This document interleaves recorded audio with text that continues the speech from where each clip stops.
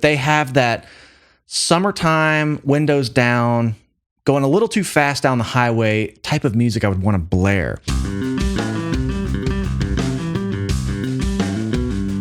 What's up, guys? Welcome back to Lone University. It's already time to hear the Bouncing Souls again because our Patreon community voted their track Hopeless Romantic into second place last month, and that is the title track of the band's fourth studio album, Hopeless Romantic, released in 1999. And the last song I reviewed from this band was True Believers, and I think my takeaway from what I've heard so far of the band is that they're just a really fun, uplifting band. I don't think I've heard anything dark yet. It may exist, but what I do know as well is that this band has to be phenomenal live.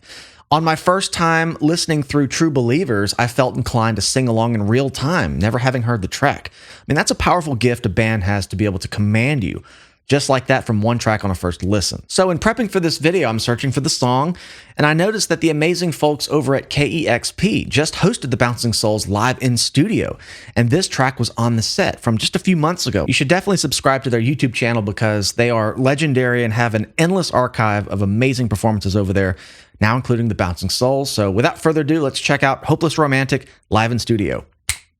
Ladies and gentlemen, on guitar, Mr. Pete Steinkoff. Steinkoff?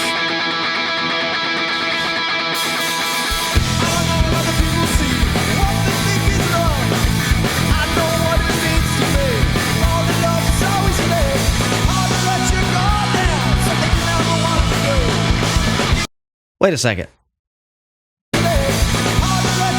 That's my amp. Okay, look, I'm working with Galen Kruger amps now. It was one of my first endorsements. I'll talk about that in a second, but I also have one of those exact little Ampeg micro.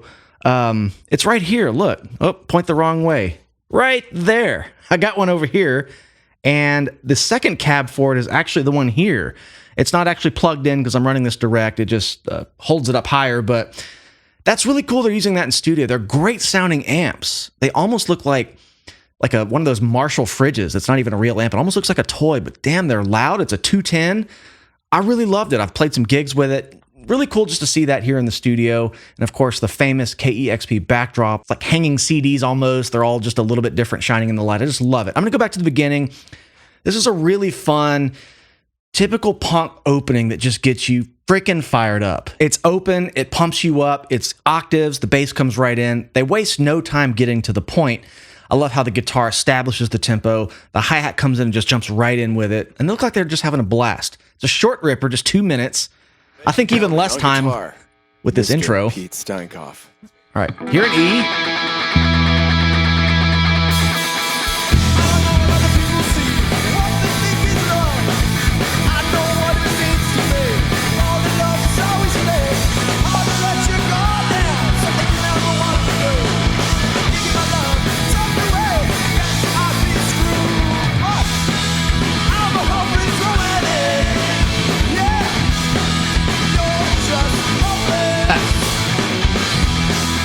Okay, back here, it's great to see him play live. This is Brian Keeneland on bass, and he's using a jazz there. I've got a P-Bass today. I don't have a jazz bass, so I can at least try to get the character of the tone. And, you know, you can't really mimic one with the other. I guess if you soloed the pickup, the front pickup on the jazz bass, you might be able to fake a P-Bass tone, but not the other way around. So I can hear he's got a nice, warm, gritty tone. I always start the videos with this flat. So I'm going to just give a little bit of grit in the drive channel. Pull out a pick. Let's see, I'm gonna go with the 0.6 Dunlop. I'm gonna give it some nice presence and some treble, maybe pull out some of the low mid so it's not so woofy. We might be able to get something.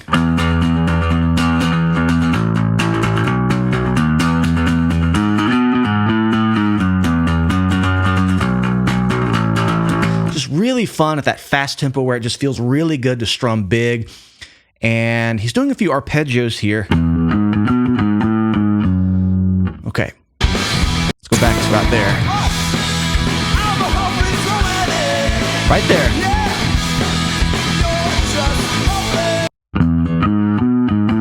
And what's interesting too is that you have to really have really tight technique to be able to do those big open strums. I mean, if you watch the range of his picking hand there, right there, I mean, he's doing big, just sweeping it big. And I know people look at that and think that's what a rock band guitarist or bass player should look like. But it's a little tougher on bass because typically when a guitar player is doing that, they're holding a full chord out. So you might be able to just hit all 4 strings, and even if you miss one string, you're still getting the gist of the chord. So if I were to go open E, I mean, I can strum really big and really not screw it up. But on bass, when you're playing one note, you almost have to come down in such a way where you go over the E string and maybe just hit the A string on the note you're on. So you have to almost use some left-hand muting. So the way I would play that is to like put my pinky on fret 7 on the A string and maybe lay my finger over the unused strings. That way I can still kind of get a... That way if I can strum all 4 strings and kind of get that E. And maybe a little noise in there, but hey, it's punk rock, right? At least you're not getting this. I can do some left-hand muting and still go... So just to point that out, it's a little harder than it looks, takes a good bit of muscle memory, but he also has to tighten that technique back up when it's time to do something intricate, like those little arpeggios there. Okay, let's keep it rolling.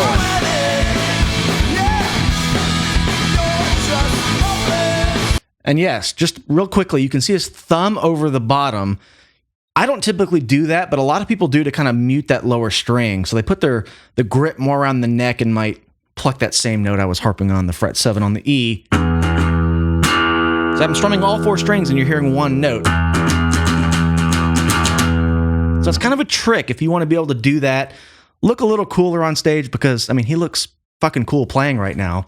But there's something under the hood to make that work. All right.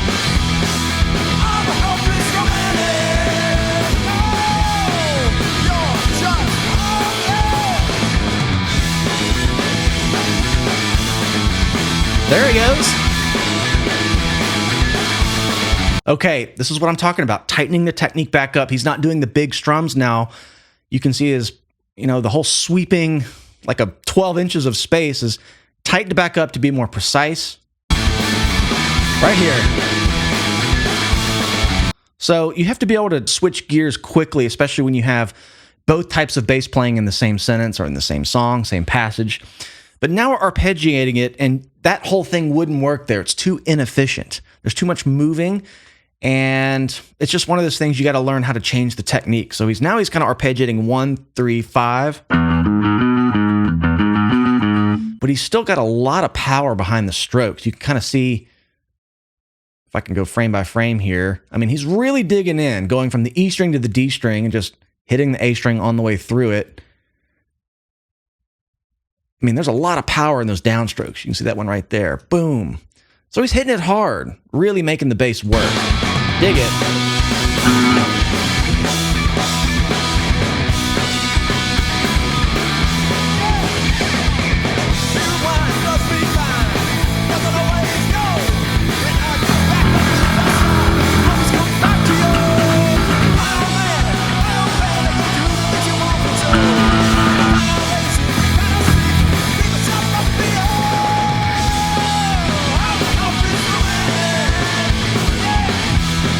And that's a really good angle to see him kind of going from the wide strumming on one note to just tightening up a bit to get that little arpeggio feel that he's bringing back here.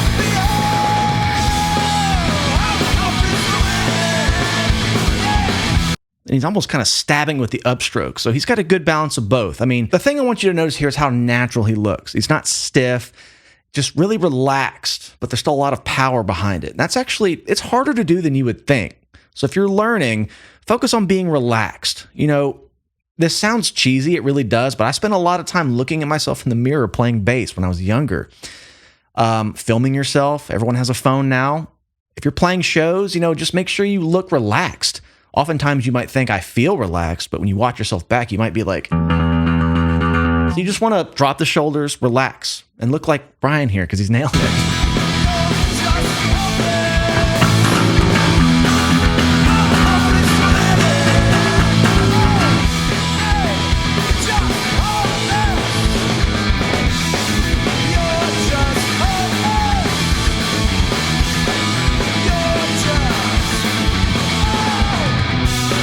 Cool little way to kind of glue together this 1-4-5 progression. It's very much 1-4, 1-4. They go to the 5. All major chords. What I said in the beginning of this video, this is really uplifting band. I mean, they have the less than Jake type of happiness that initially drew me to the sound to begin with. The 1 chord, the 4 chord, and the 5 chord are the 3 major chords in a key. You can't have any more major chords than that diatonically. So they're making it as upbeat as possible. For some reason, I was reading the word hopeless and thinking maybe this is a bit more of a sad song, but it's not. It's the other way around. So linking those chords together, he's got this arpeggio figure here that's kind of doubling 1, 3, 5, arpeggio and E.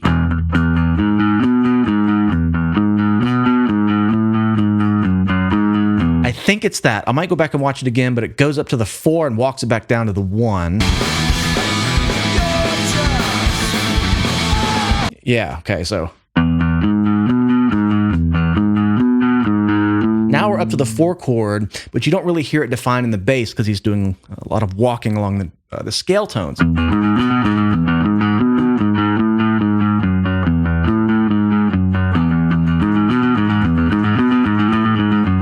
Screw it.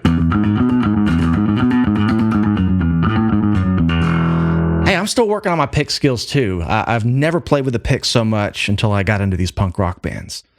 I don't practice it enough. I need to do more of that. All right.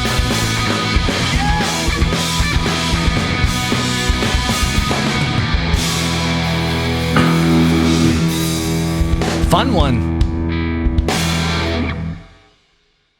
What a fun band. There's nothing too groundbreaking about what they do, and I don't mean that as a slight, but they're just a fun band I can sink into and kind of know what's coming up. It is very much like the vibe I got hearing those Less Than Jake songs early on. And I think those bands have done a lot of touring together from thinking back through some of the bios I read. But, you know, it's helpful for me to always make these comparisons because, again, it's just my way of connecting the dots within a scene I'm largely still unfamiliar with. But they have that summertime, windows down, going a little too fast down the highway type of music I would want to blare. You guys have heard me talk about the Street Skater soundtrack. Well, I was doing the same thing, listening to those songs, not knowing who they were back then, on the school bus in middle school. So in a way, that sound takes me back to that. Free, fun.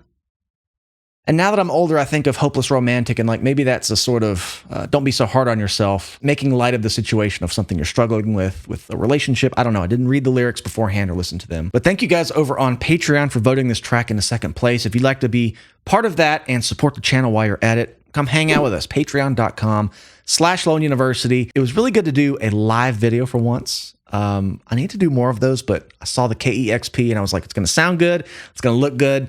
And I got to see the Bouncing Souls live before a lot of other bands. But thank you guys for hanging out with me today. Subscribe to the channel. Make sure you like this video. I love you all. We'll see you in the next one.